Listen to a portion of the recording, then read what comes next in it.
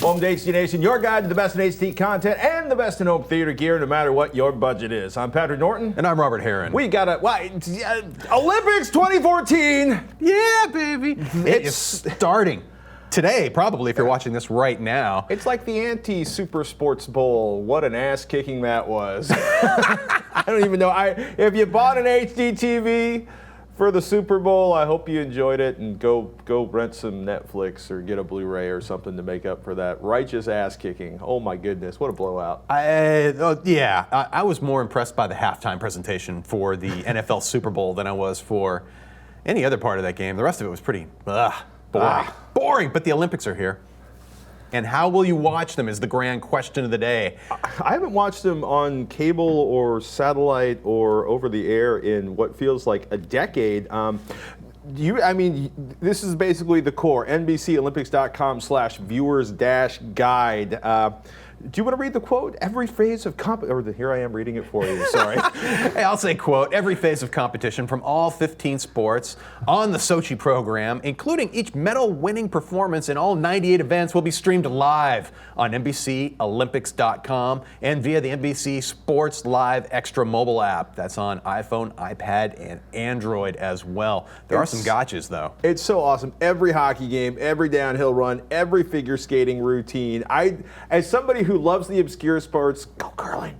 Curling rocks. The drama's already started, like slope style. The flying tomato is pulled out. The other people are mocking him. They're taking their test runs. So it's going to be really great to be able to see all this online. Other options include the Sochi YouTube account, and I love Mashable's list. It's classic Mashable. How to watch and follow the Sochi Winter Olympics online. It talks about the stuff we've discussed here, although it does mention live streaming services that are offered by your cable company.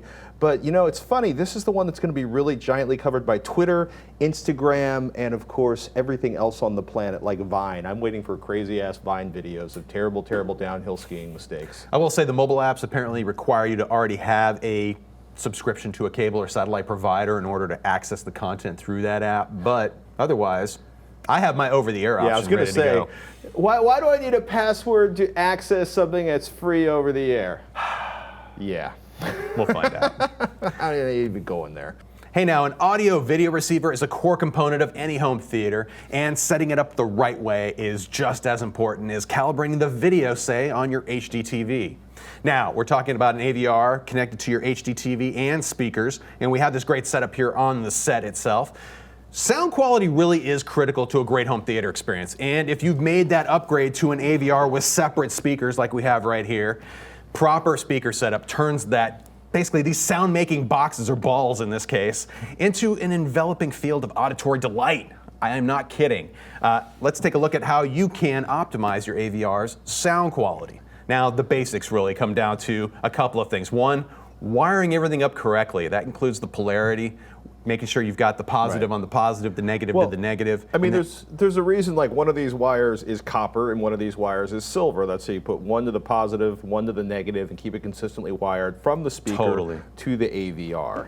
Now, I'll also say, too, in terms of just where you place things, speaker setup, in terms of the room layout, there's a lot of theories. Generally speaking, you're going to aim them right at your ears. And if you're debating on how you're going to lay the speakers out in a room, Dolby has some really great guides in terms of incorporating not only 2.1 or 5.1 or 7.1 speaker setups, but to give you an idea, notice too that the speakers aren't facing straight out into the room. They're actually pointed at the listening position, and that's pretty critical, especially for the higher frequency sounds. Your ears will appreciate it, being able to hear the full output from your speaker setup. I mean, you also want to make sure the tweeters are as close to your, whatever, if you watch standing up, put the tweeters up high. If you watch sitting down, put the tweeters down low, right? If you're sitting down here and the tweeters are up here, it doesn't make things any easier on surround sound. No. And you notice the Dolby stuff's really funny. They're very mathematical.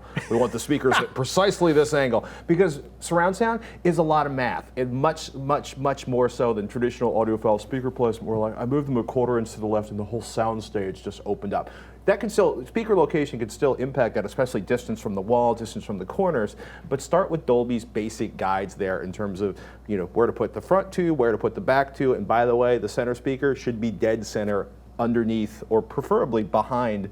You know what I mean? Like, I want my center speaker right here. If it could be. Yeah. And that, for that prime listening position too, if you're unable to get the speaker right at ear level, you can always have it angled slightly in order to get that picture, basically like a laser beam coming right out of the front of the speaker in a sense. And here's another way too. I actually have an old laser pointer that I'll put on a larger speaker if I'm having trouble aiming it, and just to turn it as such to get an idea of where it is aiming at roughly. You could do this just the same. And like I said too, for the high-end audio, for the high frequency audio, you can do that little bit of aiming up and down if you can't get the height just where you want it.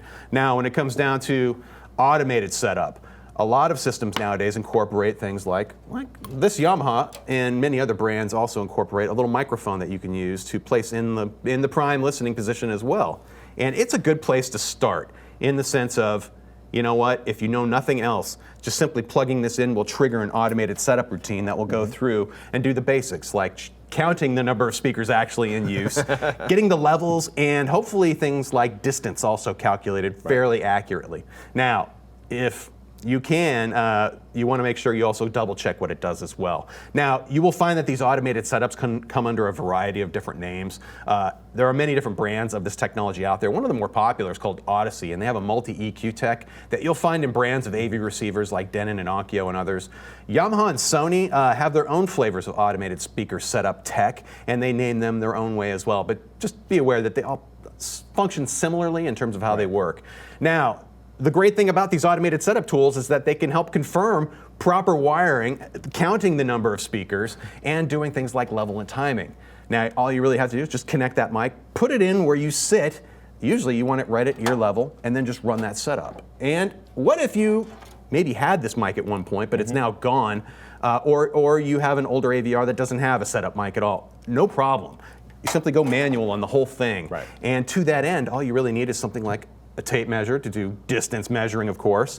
Something to measure levels, like a sound pressure level meter, or you can even go something simple like an app on your cell phone, so to speak. Also, you're going to need your remote control to control things, and you're going to need a source of noise. Pink noise, usually. Usually the AVR may have a source built into it, or you'll have to use a separate source, either a downloadable disc or something to produce the noise you'll need to actually measure the levels on each speaker. Now, when we talk about pink noise, if technically speaking, it's just assuming that there's equal energy as it's distributed across each octave, if that even matters. Now, like I said, sources, I've used everything from test discs like Spears and Munsell. The Disney Wow disc has some great audio setup on it as well. Or like I said, they can be built right in.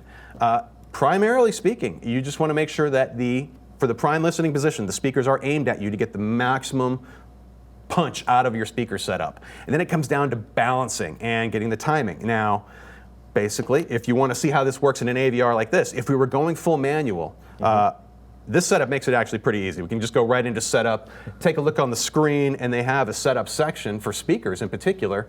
Now, the very top one, configuration, is going to be the most important.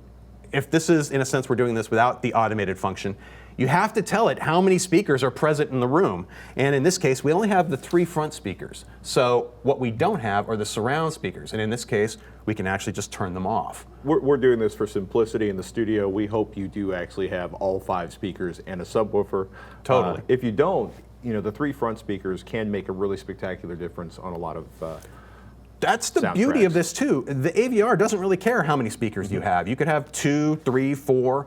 You just have to make sure you set it up right. Otherwise, when it's doing its decoding of, say, a multi-channel audio format, it needs to know how many speakers it's eventually going to send the sound to. Otherwise, it can get messed up in terms of how it will sound overall. If you're trying to send 5-1 output to only 3 speakers or 2 speakers, you don't want it to be that way. So basically, go in your configuration, set up what speakers you're using. If you are or are not using a subwoofer, turn that on or off as well. And likewise, we'll go right back. Next step down will be distance, same thing. This is really for timing. And in that, you can select, in this particular case, you can actually do units and different feeder meters. And then you just simply dial in for, say, the front speakers, how far they are away from the prime listening position. Is that what we need the measuring tape for? That's what the measuring tape's for. And I haven't seen any that actually do this in milliseconds or things like that, where you're calculating how fast the sound is going through the air. Generally, it's going to do that calculation for you. You just put in the distance. And finally, get back to the other menu. Levels. This is really where you're getting into measuring the sound as it's coming out of each speaker, and then tweaking them up and down to get a similar output from each speaker so it sounds even. And that's really the the benefit of it all. So I locate my speakers so they are equidistant from the prime listening position, or at least the left and the right. Point them at you. I measure the center, and then I sit there with my SPL meter. Do I hold it straight up and down? Do I point it at each speaker as I test it? That's, I've heard it done both ways. I have gotten in the way with my sound meter. If I'm sitting there, I will put it right at ear level and leave it pointed straight up. So do you hold your breath? I try not to breathe into it or make any noises while I'm doing this as well. So yeah, usually I'm sitting here like this, just kind of being very quiet. And as the tones are playing, and here actually, if you want an example of what these sounds sound like, turn on. That's kind of low, but you can hear it. That noise sound is what you're looking for, a source of that. And then I can measure each speaker. So the pink noise is now alternating between all of the channels, and it will do this over and over again. Is the decibel meter fast enough to sort of notice the changes between the channels? On this particular meter, I have a fast and a slow mode. I typically leave it in the slow because it's really sensitive in terms of being able to jump up and down, and this just gives you, it makes it easier to spot the range it's actually moving in up and down.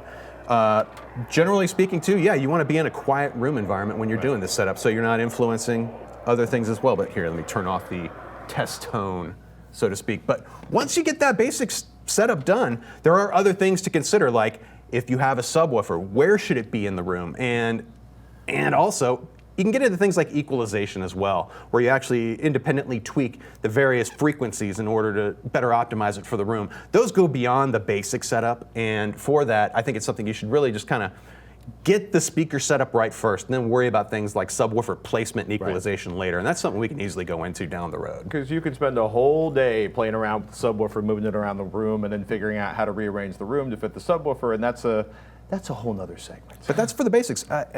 If you've got it, if you've got the setup mic, use it and then verify it with basic tools like a sound meter. And again, you can get these as applications. Tape measure to verify.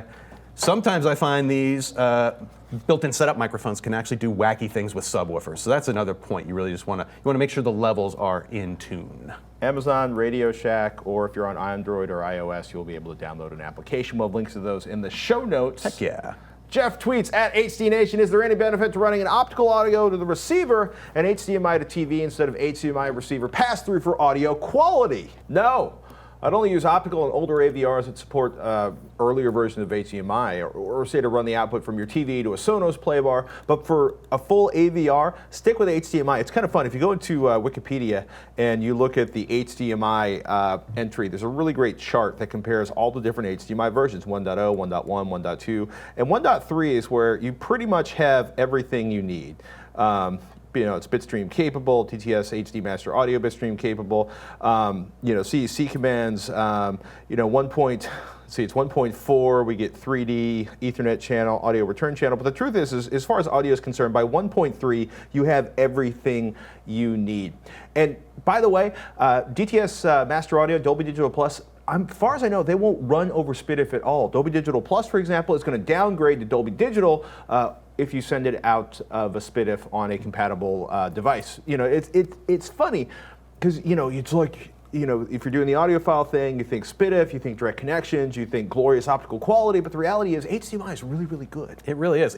But also realize too that using HDMI doesn't automatically equal the best sound quality. No. In the case of my older PS3, it was actually a launch edition one, it won't do bitstream lossless formats like DTS HD Master Audio or Dolby True HD. I actually have to go into the PS3 and configure it specifically to not output bitstream audio so that it converts everything internally to multi-channel PCM. Now, if I don't do this, I'm sacrificing that high bitrate audio of Blu-ray's lossless formats and ending up with something that sounds no better than the optical connection would have been in the first place. So just because you have, and the beauty of the PS3 at least, it has a one-button touch where it'll tell me the bitrate output of the audio to help me confirm quick that my setup's proper. And the difference between that 640 kbps stream of, say, Dolby Digital versus up to 4 megabit or even higher of lossless audio, it is night and day. And if you have a setup like an AVR and you're not experiencing a lossless format yet from a Blu-ray standard, that is as good as the video quality is in many cases. And it's ear candy that you should be enjoying. Trust but verify, I think is kind of what Robert was implying earlier when he's like, use the automated tools that are built into your AVR to configure your speakers, then go in and manually double check them. Go in and manually double check the settings in your AVR with the manual in one hand, and maybe the AVR forums in the other hand, because it's really frustrating. They're finally getting better in terms of the interfaces for configuring this, but for a lot of older AVRs, it's like 8-bit hell. It's like a 1982 interface where you're like, okay, none of this makes sense. Everybody uses different terms. What am I controlling here? Take your time and double check. Totally, and being able to enable those formats and process them properly, one of the beauties of an AV receiver is that it'll take those signals coming in and simply say, oh, you have this many speakers. I will convert the sound to optimize for that many speakers and to provide you with the best quality possible, where you don't have to worry about enabling these formats. If the format's present in the bit stream output going into the receiver, it'll just convert it and take care of that for you, providing you're not using one of those crazy sound processing modes like bathroom or concert hall or something. It doesn't sound like Radio City Music Hall. Don't use that. Please disable that. Also, make sure all of your source devices are set to output surround sound. And Totally. That's a frustrating experience. Brian writes in. He does. Hey, I just listened to your last show on January 30th and wanted to pass along a tip to help diagnose Netflix streaming issues. Netflix has a demo video that you can run to see the quality of your stream. Search for, quote, example short 23.976, unquote. This video will overlay your download bitstream and resolution. This could be helpful in comparing the two devices for troubleshooting. Signed, Brian. That's a great tip. This is really funny, right? So, if you search inside of Netflix, there's the example short 23.976, which is not to be confused with example short 24, which doesn't give you this information over here. And it's funny, if I restart this really quickly, you'll have the classic Netflix experience. It's queuing up. It's loading, and okay, 1750. And if we come back to this in a second, it'll probably be up around 3 megabits a second. If you've never checked it out, go into help.netflix.com and check out internet connection speed recommendations and think about what your connectivity is, what your ISP is giving you. So if you're not familiar with what's going on with connection speeds on Netflix, right? So, if you want the lowest possible quality, like SD from hell, a half megabit per second, DVD quality is 3 megabits, HD is 5 megabits, Super HD is 7 megabits, and 12 megabits is 3D quality. And let me switch back to that video real quick. And look, we're up to 3K. So that's about what this runs at. It's a 720p video. If you're curious what PAR stands for, it's pixel aspect ratio. So that's just telling you that it's using square pixels, a 1-to-1 aspect ratio on the actual pixel, Unlike some formats, like the DVD video, generally speaking, is not. It's actually a rectangular pixel as it's stored on the disk. That's probably getting a little technical, but that's what PAR is. And it's kind of funny. You can manage your bandwidth, and again, in help.netflix.com, they have a guide where it basically tells you how many gigabytes per hour you're using. If you set it to low, it's 0.3, medium 0.7, high is like up to 1 gigabyte. If you're using HD, which I do constantly in my house, it's like almost 3 gigabytes per hour. And auto will basically adjust it based on your connection speed. And to configure this, go into your account, scroll down to playback settings, and you can choose low, medium, or high. You can try to lock it into high, which is what I do at my house. Auto may be more practical if you're if you travel around a lot on a laptop or something. And by the way, if you have kids, play next episode automatically, uncheck that, and you will save yourself thousands of arguments. Because it'll be like, it never stopped playing. It just loaded the next one, Dad. But it's already on. Yeah, yeah, well, I fixed that, son. Oh, my. Oh, my. One last thing before we go. Robert, how goes the cord cutting? It's going surprisingly well, although I will admit, though, yesterday I actually subscribed for a full 2014 season of MotoGP streaming online. I'm glad to see some sports companies are doing that. I have dumped my cable TV service altogether. Currently, I am using Netflix and Amazon streaming, and I'm doing over-the-air for my digital reception. Now, my current receiver of choice is from the good folks over at Silicon Dust. They make a wonderful tuner called the HD Home Run Dual, and they have a new version called the Plus coming out right soon that I am looking forward to. It actually adds DLNA streaming to their over-the-air tuner, meaning that any device that supports DLNA streaming, like networks, TVs, Blu-ray players, portable devices, even game consoles, I can use those as basically the receiver for my over-the-air reception, which I'm really, really digging. However, the original Dual that I'm using is still available for $75 online if you're looking for a terrific network-enabled over-the-air tuner. Now, network tuners like the Dual do offer greater flexibility for antenna placement because it's a network-based product. And I'm using a couple of Powerline networking devices like those from Zyxel that are actually easy in terms of being able to place that antenna in another room, and as long as I have an outlet that's wired through the walls to where I have the receiver, I can then connect that into my local network and use it. And I'm also using my favorite $35 flat antenna from the folks over at Waltenna. Awesome product, and it's as sensitive as anything else I've used out there. Although the folks over at Wirecutter have highlighted another interesting antenna design from a company called HD Frequency that they found to be a solid performer in their multi-city test. And it's currently their top pick, although it sells for currently about $100, so it might not be for everyone out there. Now, for the live sports that aren't broadcast on the major networks, I am turning to those streaming options whenever possible, like I mentioned for MotoGP, and obviously I'll be for MLB baseball when it comes up here soon.